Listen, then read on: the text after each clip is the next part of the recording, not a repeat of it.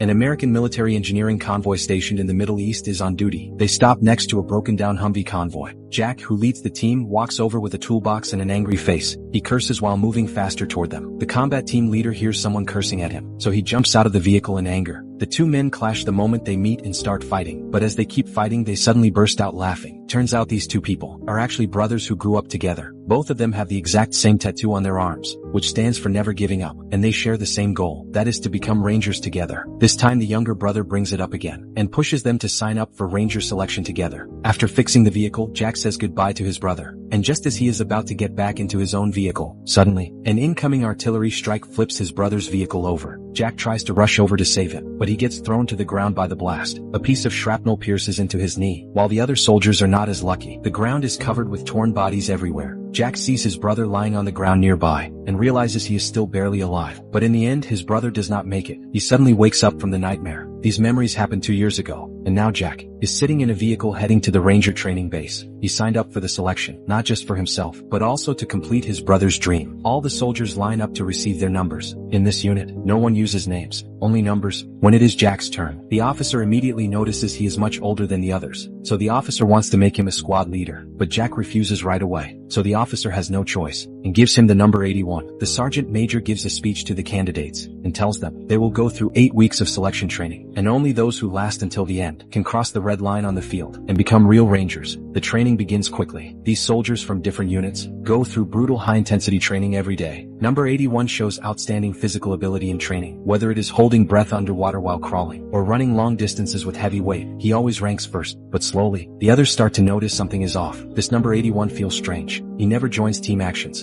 and even eats alone at his own table. He acts like a cold and distant top fighter, and keeps everyone at a distance on purpose. Very soon, everyone finally understands why. During a shooting training session, the officer asks these eager soldiers, who has actually been in real combat. Many people raise their hands, but when he questions them one by one, they have only done training exercises. So the officer walks up to number 81. 12 Bravo, Combat Engineer, 213th CSSP.